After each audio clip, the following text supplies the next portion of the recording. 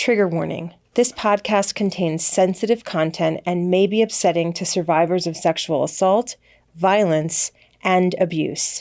If you feel triggered, please know that there are resources listed in the show notes of this episode. Welcome to the third season of the Self-ish Latina Podcast. This year, we're making our second film on a subject that 5 years ago, I wouldn't touch with a 10-foot pole. Our next film is about secrets. We are mixing mediums. It's a podcast created by filmmakers about our process making our next film.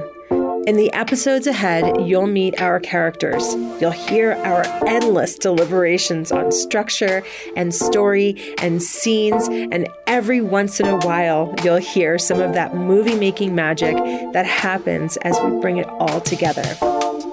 We'll introduce to you some of the most remarkable characters who I've met along my journey and with whom I feel alignment and connection and solidarity.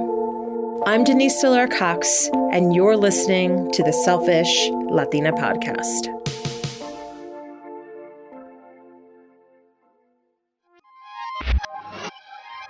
I'll be honest, I have some reservations about sharing some of my own secrets as well as the secrets of our community. Sometimes even talking about this subject feels like a betrayal.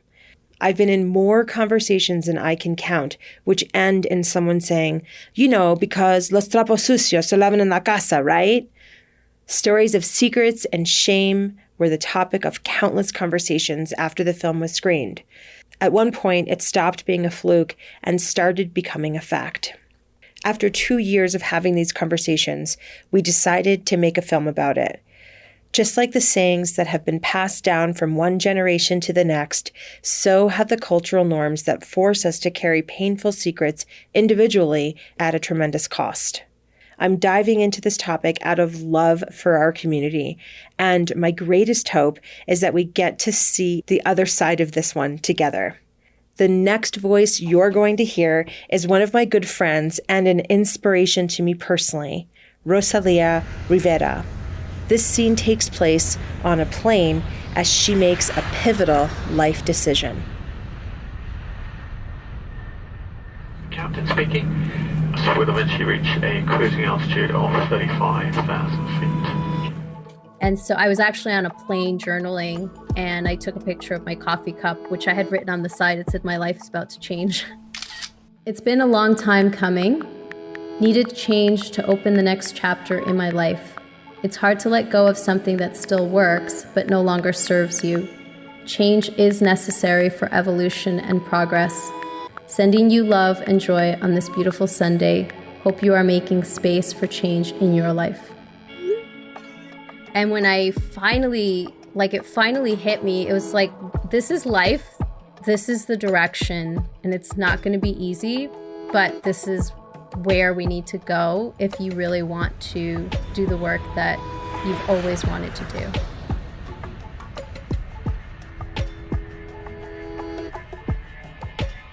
Hi, I'm Rosalia Rivera. I'm the founder of Consent Parenting, the host of the About Consent podcast, and the creatrix of Consentware. I'm a consent educator and an abuse prevention specialist, and I'm on a mission to eradicate child sexual abuse and dismantle rape culture. For me, I speak about it from experience because I'm a survivor as well. And my mother was a survivor. My sister is a survivor. My sister had shared it with us when she was in her 20s. She finally was able to speak up about it. And so I was aware of it from that perspective. And it wasn't until my mother was actually in her 70s that she shared her story. And a lot of it all made sense with why she was so overprotective, why she couldn't even talk about the word sex. Like that was like a sinful word in our home. You just didn't ask about it or speak about it. And I spoke to my mom and my sister to ask their permission also to allow me to share, because if I'm going to share my story, they're part of that story. And so they gave me their blessing, and we're also really happy to lend their voice to that, because people could then see how it can be intergenerational, right? And that's really, at the heart of what I want to dismantle. It's very easy to see how this topic being so tricky to talk about, and it comes a lot of times from a fear-based perspective. Once I had my own children, for me, actually, a lot of memories about my own childhood and abuse actually started to surface. And so I could start to see how this information, although it's critical and necessary for parents to teach, could be really scary. And so our tendency ends up being, I'm just going to protect my child. I'm just going to be a hawk. I'm going to be the helicopter parent where nobody's going to get near my child. I don't trust anyone. And we end up feeling really disempowered, right? And really fearful of the world. But then something would happen with my kids where, they would ask to go somewhere or to join a club where I wasn't going to be present. You had to drop off your kids. And I was so unprepared that it started creating like panic attacks. And I realized at that point, I need to find help and support and figure this out because I refuse to let this happen again. Rosalia reveals something that so many of us parents have to deal with, the very real limitations on our parenting as a result of unhealed trauma. I've actually been in organic farming. I was an organic farmer at one point. I was a bartender in New York City. Like I used to dress up as a dominatrix for that. I've had an interesting life, and going from there to, working as a marketing director at this really prestigious company in New York City, had this great career and left it to go into documentary work about rape survivors and how they overcame what happened to them. The stories I was finding were just so horrific that I had to put the work down. It was just way too triggering that I would start teaching this and then I would stop. And I thought maybe I'm just never going to do this work. Like it just was just too hard. I never wanted to confront that personally. Like I wanted to help other people, but not deal with my own stuff. And you can't really do that. Went through all of this really winding path to get here. Like it finally hit me. It was like, this is life, keeps telling me this is the direction and it's not going to be easy, but this is where we need to go if you really want to do the work that you've always wanted to do. Who I really want to help are survivors, right? So why am I trying to speak to the general parenting public? And when I put that, sort of like flag in the ground and like, this is who I am and this is who I want to help, it was like the floodgates opened. I feel a real kinship and connection with Rosalia. We're both trying to create change by using our work to shift the culture. Activism can take many forms, and there are so many ways that a person can use their message to change hearts and minds. In this next YouTube video, she's deconstructing something that seems harmless and most people don't even question. What do you do if you feel entitled to your child's physical affection, meaning you want to be able to give them hugs and kisses, and they don't want to? Do you still have the right to give them hugs and kisses or expect them to give you hugs and kisses? Is there a line between parents and anyone else? And even if the child may not want it, they're still going to impose hugs on them. So they felt that this was a very innocent thing to do. There's nothing wrong with it. They are, after all, the mom. They even actually included husband and grandparents in there as all people who would be allowed to show this kind of affection without having to ask. When we talk about consent, we think about just the body safety piece. We think about, I'm teaching them about stranger danger and I'm teaching them to say no to other people. But the people who tend to abuse children are the ones that have taken the time to create relationships that seem caring, affectionate, that they've taken the time to build trust with the child to make sure that they have a solid foundation of trust that they can then start eroding. Obviously, the people that are in their lives, grandparents, husband, father, mother, are obviously giving them affection because they love them. And if they start to not reciprocate that, essentially what they're saying is, your body is there for other people's pleasures. And if you are not willing to give other people that pleasure, well, then you're not a nice person, right? And so that's the shame that kind of gets built into it if they stop reciprocating affection. Can you clean that up, Phoebe, please? Yeah. You guys, we're recording a podcast, okay? When I first heard what Rosalia was talking about, immediately what came up for me was my own personal experience with this. And like, there's a funny story and then there's like a not so funny story. But I remember going to visit my aunt and my uncle, like in Long Island, I think. And she gave me a hug, and it was like a family joke that she hugged me so hard that I farted. But it was like a family joke for a long time. But I remember being so uncomfortable in her embrace.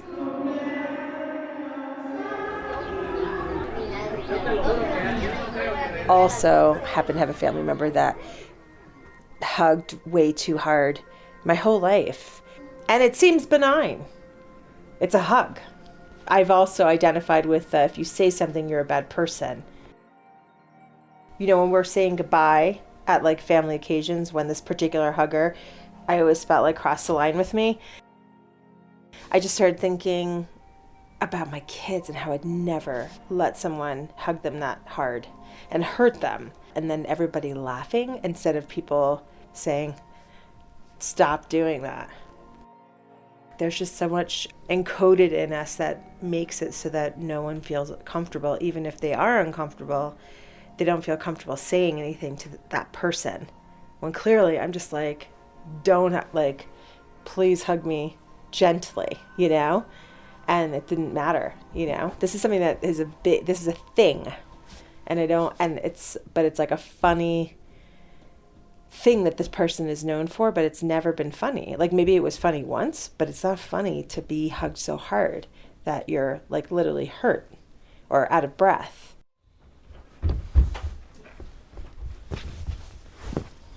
Thank you, Phoebe. Yeah, it's already bugging me.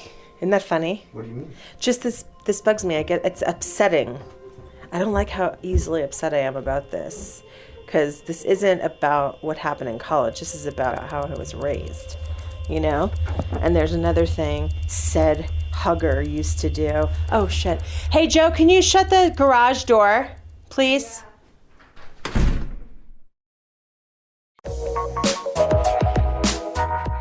The other thing that you are also teaching when you cross those boundaries with your children, even if you're the parent, is you're teaching the child to learn to ignore their own feelings. So I don't really want to be touched right now, but I guess that doesn't really matter because my personal boundaries just don't get respected. So I'm just going to ignore what I'm feeling of discomfort, of not wanting to reciprocate, of having to just accept this physical contact, but you do it because you want to please that other person. So if that other person is saying, well, I'm doing this in the name of love, even if they're beating you or it's some kind of abusive relationship, whether it's physical, mental abuse, and it's in the name of love, you have gotten this messaging all your life that this person loves me, they're hugging me, even if I don't really want this hug, but because they love me, I should allow them to continue to do that. On the flip side of that, you could grow up to be the type of person that feels entitled to give love and affection to someone, even if they are showing that they don't necessarily want it. So on the other end, you could become the person who is actually unintentionally abusing and crossing boundaries because you have not learned that no means no, that I have the right to my own body, that you have the right to your own body. Just because someone says that they love you or they're a family member or they're very close means that they have the right to cross that boundary. And so we're teaching it on both sides of the coin, right? So for me, I immediately, when I started listening to her content, I was totally triggered myself. These next two voices are my longtime creative partner, Henry, and our senior editor, Matt. The message that Rosalia brings is one that we all need to hear, and yet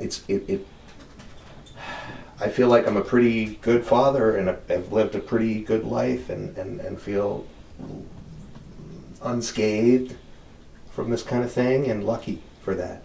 But I was just immediately taken to just my own physicality, and what are the messages that I've passed on to my son about being physical without even the slightest idea that anything I'm doing with my son might have a negative. Like, I just love my son so much, and I feel like I'm there for him, and I want to.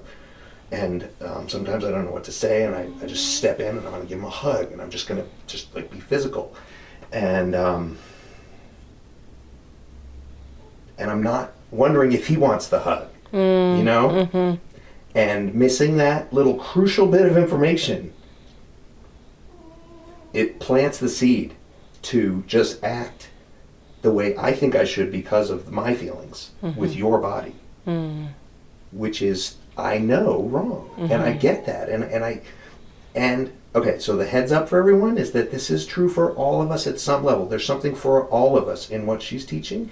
And the way you're going to know that is that you're going to feel something. And I just want to give you a heads up, because it's like we're all going to feel a little something. Well, and if I can, Absolutely. piggyback on what you were saying, like just looking through Rosalia's videos to decide which ones to choose, like I got uncomfortable too, you know? Really? And because like this, where it's like we're not just talking about like assault in the most like intense ways that sometimes we do. Yeah. We're talking about these subtle ways about how we're like conditioned in our culture, right? And it just like, it makes me think about, just some of my family members and inappropriate behavior that's happened, and also like how I couldn't help them, with things that have happened, so there's like all this background stuff that comes up for me too, that when I'm listening to her, I'm thinking of all these other things in the back of my mind, and it's really hard to stay tuned in, Yeah. When these conversations come up, I really do have to be kind of shaken into paying attention, because I will allow myself to get distracted right about now and be like, well, no, I've got to do this. Duh. Like, I've got to go. Oh, I wanted to listen to that podcast. Oh, I was supposed to read that and get back to that person. Oh, that email. Oh, that response. That seems more important than anything. It's not going to feel like, oh, I'm triggered. I think I'll shut this off right now because I'm triggered. That's how triggering plays out for me, is I need to take a nap. I need some fresh air right now, like immediately. Anything to take me away from this conversation. So if you're feeling like that, I got you. And if you are willing to stick with it, I think we could really learn a lot together right now. A lot of it has to start with the parent learning how to set boundaries. And that's typically something that they may not have experienced growing up. They may have always been told what to do. And when they, resisted, it was like, no, you have to do it anyway. And that's, most parenting styles from generations ago, that was a lot of unlearning that people have to do. So a lot of it is just reflecting on what your boundaries are, what you would like your boundaries to be. And then starting the process of practicing that, vocalization of those boundaries, right? Because when you can start to really empower yourself in that way, then it's a lot easier to teach your kids, because you can model that to them. So you have to do a lot of, journaling about, what are my boundaries and where can I shift? What is okay with me? What's not okay with me? Where have I been giving in areas that really actually take my energy or my power away? And what would I like those things to look like? And then, writing down, how would I like to speak to this person? What would I really actually like to say when somebody asks me to do this thing that I don't want to do, or when someone gives me a hug that I really don't want? And then role playing that with someone that you trust, right? So that could be a friend, it could be family, and practicing the vocalization of that. Because if you've never been able to do that, it can feel really awkward, uncomfortable, and even create anxiety, because it feels like such a foreign territory. So I always advise for parents to start with that. And that's some of the work that we do, is just learning about the fact that we have autonomy. a lot of people don't even realize that they have autonomy within their families, and they kind of revert back to that childhood version of themselves. Like you go to a holiday, party or a dinner, and you see someone who is your elder, and you like unconsciously revert back to that youth that wasn't able to vocalize boundaries, right? So it takes some practice. The more you do it, the more you're comfortable doing it, and the more you start to reclaim that power. So just educating yourself on the topics of autonomy. A lot of people don't even know what that word means. And it's the innate right to your body and to yourself. And then the fact that we have different kinds of boundaries. There's mental, physical, spiritual, sexual boundaries. There's all kinds that we don't even realize that we have or that we can have, and then how to implement it. And then if you're challenged, how to uphold those boundaries, right? So the first piece is really to reclaim that for yourself, and then you can start to actually teach your kids. I met Rosalia after watching one of her videos on Instagram. She later joined a coaching group that I had started called the Eñye Dream Accelerator, or EDA for short. Part of our relationship is in the context of this coaching group. With her permission, you will hear some of our one-on-one calls in this episode. You've seen it from scratch. Like I didn't even have anything, and now I'm changing people's lives. But I'm just wondering if there's because you had mentioned that really helped to guide how I'm creating my content, and so I was just wondering if you had any additional things that you wanted, if you're comfortable sharing. Of course, anytime. So, okay, that's so funny because I look at your posts, I read some of them, I just get triggered, and it's not that you trigger me, it's looking at it. I just get this visceral reaction, and it's not you, it's the topic, Yeah, for sure. Which just is very upsetting to me. Like, why do I get so upset? Is very upsetting, Yeah. But I'm going to just start sending you, because I often get like, oh, if it were like this, someone like me could take it. And it's maybe these bite-sized pieces, and maybe it's just like because fun, it's funny when you said fun, I'm like, it has to be fun, but that's so twisted. How could this be fun? But for someone like me, it has to feel light. And I don't know how to make something so heavy light. But I guess that's the thing, is like, how could you find, because I'm sure there's all kinds of me's out there. So how could you make someone like me feel so like this is so doable, that this is like, that I could stay, that I could, Yeah. Like, because I get triggered by the silliest, but do you know what I'm saying? Like, me getting triggered, the silliest, most insignificant things might trigger me into feeling just right back there again. I started doing Instagram Reels about 2.5, 3 weeks ago, and I was so scared to do it because so funny. Especially the ones that are like role playing. I'm like, oh my God, your sense of humor is like so my sense of humor. I love it. Grandma's coming over. It's been a while. She's probably going to want a hug and a kiss, but it's your choice, right? Your body, so you get to say yes or no. I'll give Grandma a big hug and a kiss. Come here. Hi, Grandma. I don't really want a hug right now. Oh, that's going to make Grandma so sad. It's okay. Grandma knows how to manage her emotions. Right, Grandma? Right, Grandma? Right, Grandma? Hey everyone, it's Abigail Katz. I'm back. I just wanted to share a quick story of I was at my daughter's house, and my granddaughter is learning about consent and all these things, and she didn't really want to give me a hug, and I just thought it's crazy, kids are gonna grow up being rude and all these things. And she said, "Ma, it's not about you. It's about her safety." And I thought, yeah, you're right.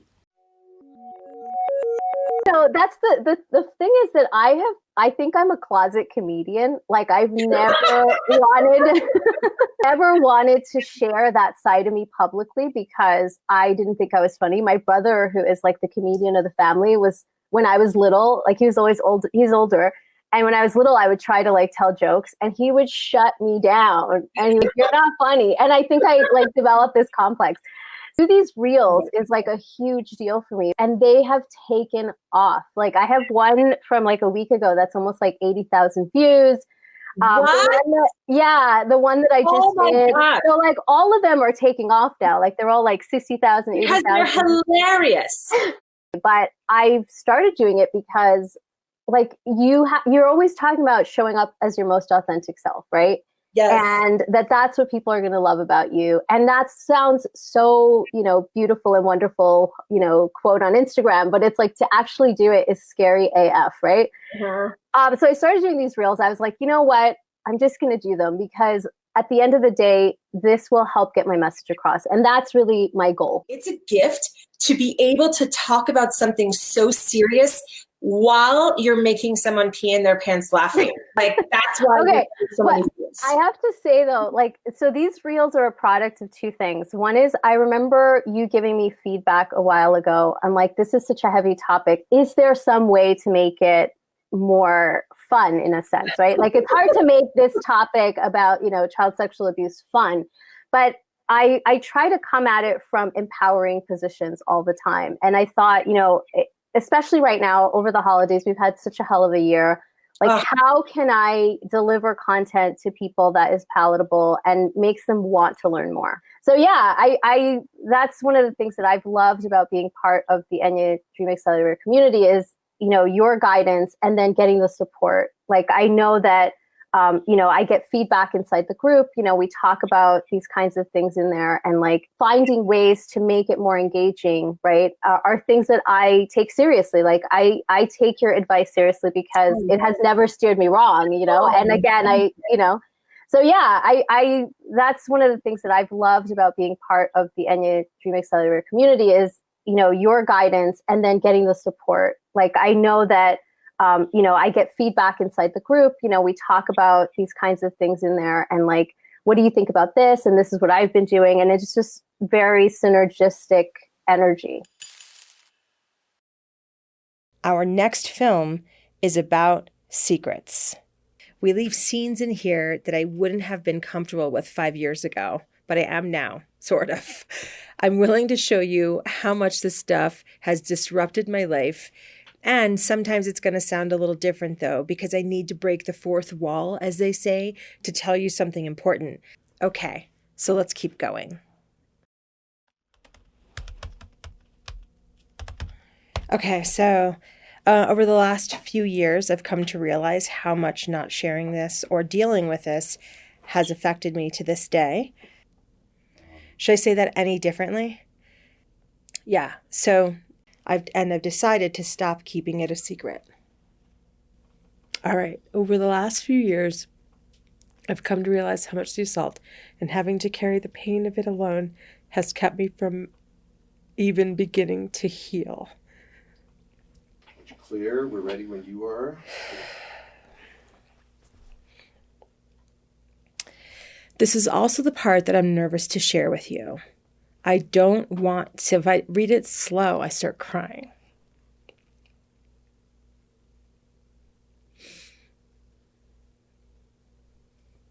I really hope this is worth it. That's what I'm thinking right now. Okay.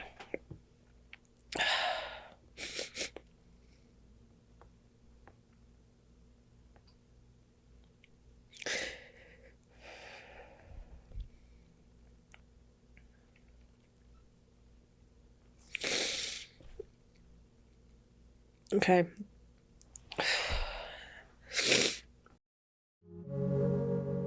This is also the part that I'm nervous to share with you. I don't want you to know how easily triggered I get, especially around something that happened over 30 years ago.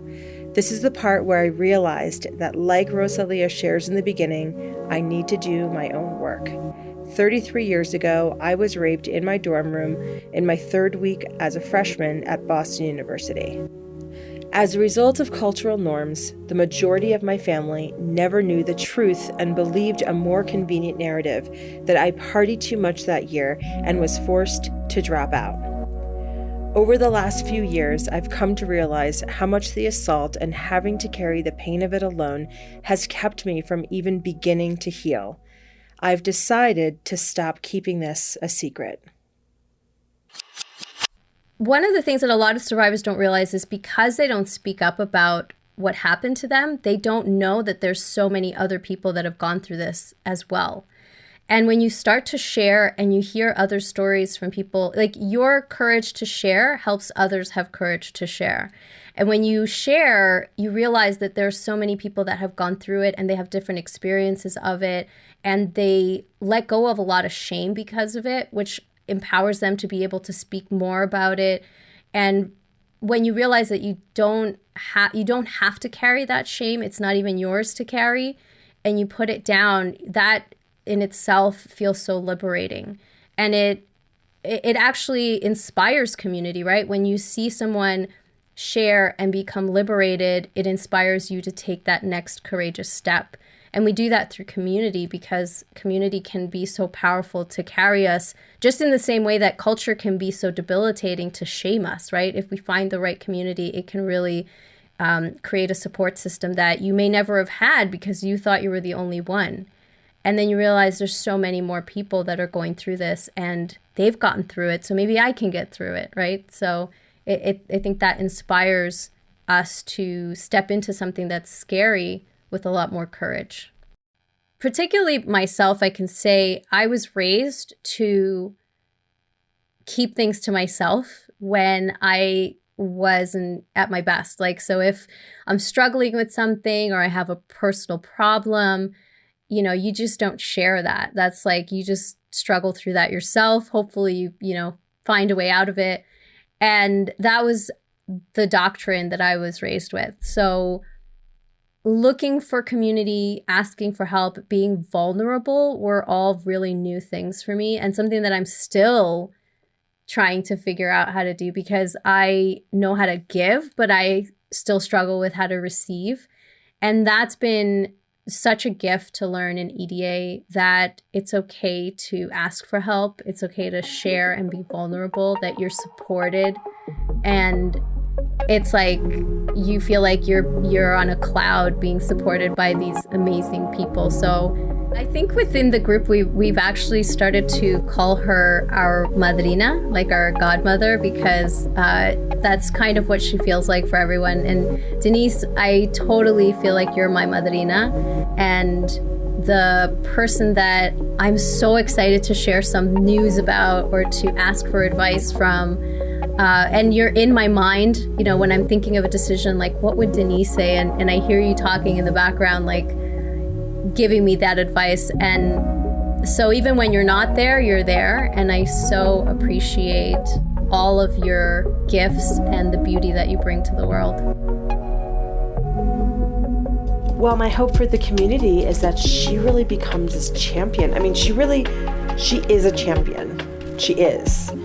My hope for the community is that people begin to take that those of us that can only take it in small doses, take it in small doses. And those of us that are ready to take the bigger portions, take the bigger portions. And those that aren't willing, that turn away, just turn towards it. Because honestly, like that, it's like our only hope. We can't change the world in a day, but little by little, if we just keep chipping away at it, I think the more that we talk about it, that's how we can get the information out there. I was also on a podcast the other day that I did like 3 months ago, and it just came out. And I was listening to the beginning of it, and she's like, she did my intro, I guess, after the podcast, and she's like, she is the go-to person. And I was like, holy shit, like people are saying like I'm the go-to person. And I don't feel like that's not true. Like I feel like, yeah. You are the go-to person. Yeah. It's just, it's like you are the go-to person. You're the go-to person. So, yes. Yeah. Okay. Okay. And, great. Now. Yeah. Okay. Okay. To support Rosalia's important work, you can follow her on every platform by searching Consent Parenting. And you can also listen to her podcast called About Consent.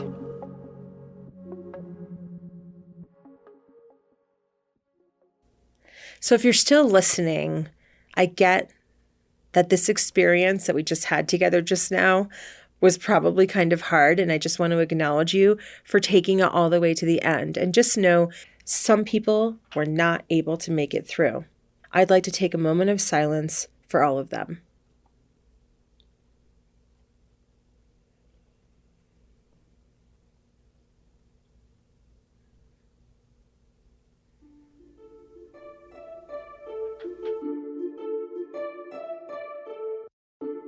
Okay, so this episode is over, but this story is not over.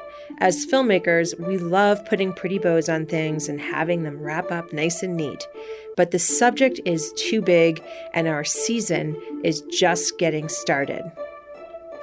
If you love this episode as much as we loved making it, we'd love to get your review. Please jump on iTunes or wherever you review your favorite podcast and let us know what you thought of the show. And for extra special brownie points, share it on Instagram, share it on Twitter, share it on Facebook. Take a screenshot of this episode and let us know that you're listening. I'm Denise Solar-Cox, and you're listening to the Self-ish Latina Podcast.